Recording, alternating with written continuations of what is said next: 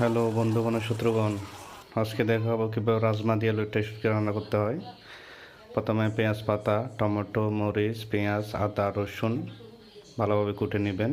তারপর লইট্টা শুটকিগুলো কুটে হালকা গরম পানি দিয়ে ধুয়ে নেবেন। পরে কড়াইতে তেল দিয়ে রসুন, পেঁয়াজ, আদা, কাঁচামরিচ ও মরিচের গুঁড়া, হলুদের গুঁড়া, লবণ, গুঁড়া মশলা দিয়ে একটু কষিয়ে নেবেন।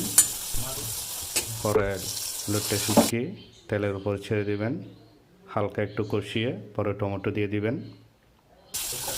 পরে আর একটু কষিয়ে নেবেন, এরপরে দিয়ে দিবেন রাজমা, দিয়ে একটু ভালো করে নাড়াচাড়া করে কিছুক্ষণ কষিয়ে নেবেন। মোটামুটি একটু ভাজা হওয়া পর্যন্ত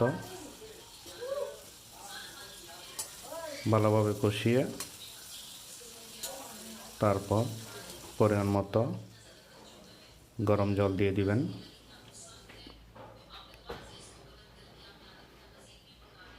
এবং গরম জল দিয়ে 5 থেকে 7 মিনিট রেখে ভালোভাবে সিদ্ধ করে নেবেন হালকা জাল দিয়ে।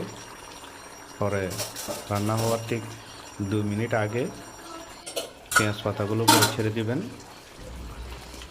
তার 2 মিনিট পরে হয়ে যাবে মজাদার রাজমা দিয়ে লইট্টা শুটকি রেসিপি।